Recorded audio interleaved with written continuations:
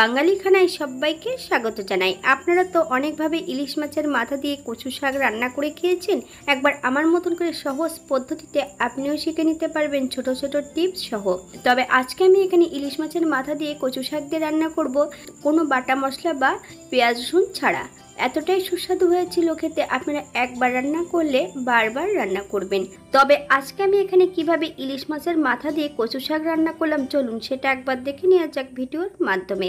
আশা করছি আজকের ভিডিওটি ভালো লাগবে। সকল বন্ধুদের কাছে অনুরোধ করছি সম্পূর্ণ ভিডিওটি দেখার।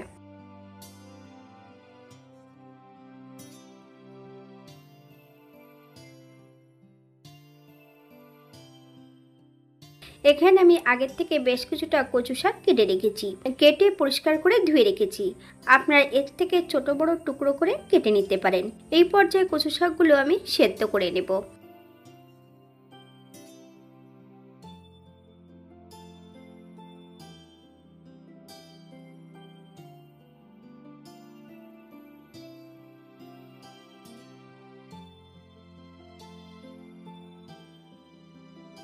একটা কড়াইতে হাফ কাপ জল অ্যাড করেছি, হাফ চামচ লবণ।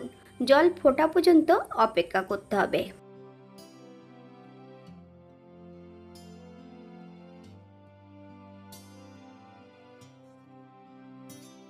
এই পর্যায়ে সম্পূর্ণ কচু শাকগুলো অ্যাড করে দেব। হালকা হাতে নেড়েচেড়ে 7 থেকে 10 মিনিটের জন্য ঢাকা দিয়ে রেখে দেব, অথবা যতক্ষণ কচু শাকগুলো সেদ্ধ না হচ্ছে ততক্ষণ ঢাকা দিয়ে রেখে দিতে হবে।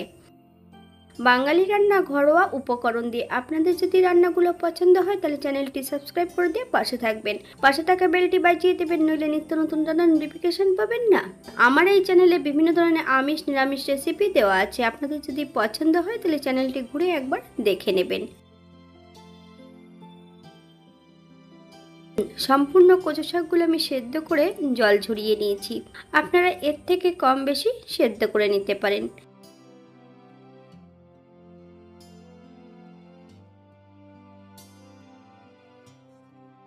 এখানে আমি বেশ কিছুটা মাছের মাথা এবং কাটার অংশগুলো রেখেছি।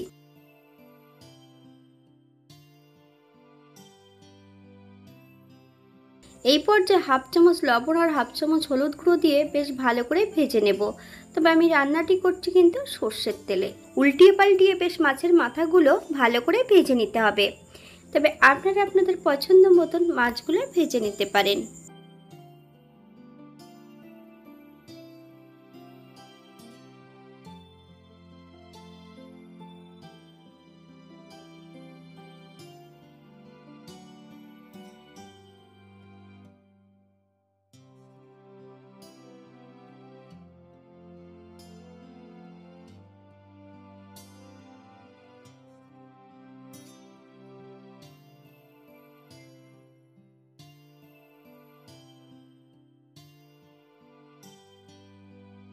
এই পর্যায়ে তেল থেকে সম্পূর্ণ মাছের মাথাগুলো তুলে নেব।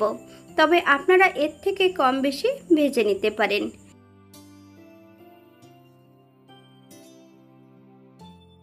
একই তেলে রান্না করব। ফোড়নে রেখেছি কালো জিরে।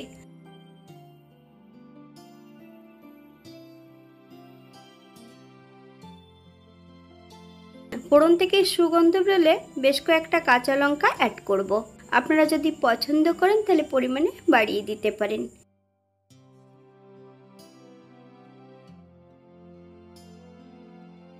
দুই টুকরো মাছের তেল অ্যাড করেছি। 2 থেকে 3 মিনিটের মতন বেশ ভালো করে ভেজে নেব। এই পর্যায়ে অ্যাড করব সেদ্ধ করা সম্পূর্ণ কচু শাকগুলো। হাফ চামচ লবণ আর হাফ চামচ হলুদ গুঁড়ো কচু শাকের মধ্যে আমি অ্যাড করেছি। আপনারা স্বাদ অনুসারে লবণটা অ্যাড করবেন। হাই ফ্লেমে বেশ কিছু সময় রান্না করে নিতে হবে।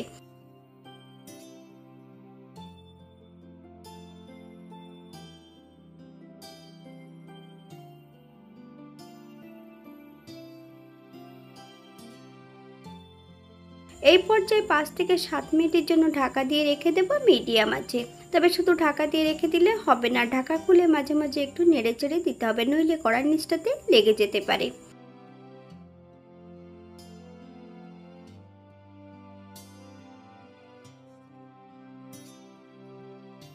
এক চামচ চিনি অ্যাড করব। আপনারা যদি পছন্দ করেন তাহলে পরিমাণে বাড়িয়ে দিতে পারেন।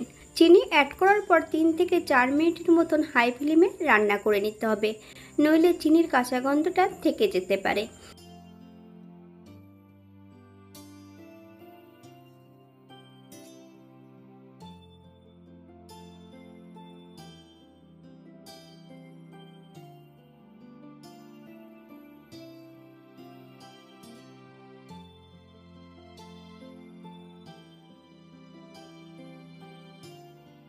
এই পর্যায়ে অ্যাড করব মাছ ভাজা 1 হাতা তেল।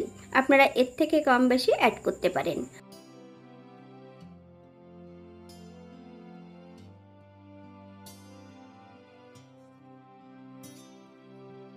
হালকা হাতে নেড়ে চেড়ে গ্যাসের ফ্লেমটা অফ করে দেব।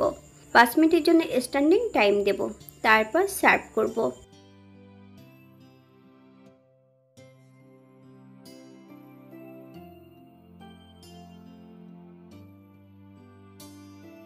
এটা দেখতে যেমন ভারী সুন্দর হয়েছে, এটা গরম ভাতে খেতে কিন্তু অসম্ভব ভালো হয়েছিল।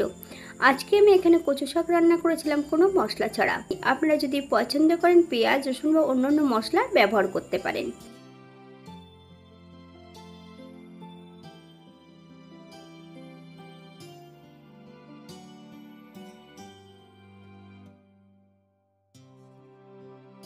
আজকের ভিডিওটি এই পর্যন্ত। সবাই সুস্থ থাকবেন, ভালো থাকবেন। অন্যদিন নতুন রেসিপি নিয়ে আপনাদের সামনে আবার আমি হাজির হব। নতুন ও পুরনো সকল বন্ধুদের অসংখ্য ধন্যবাদ ভিডিওটি দেখার জন্য। হাতে যদি সময় থাকে তাহলে একটা লাইক, কমেন্ট, শেয়ার করবেন।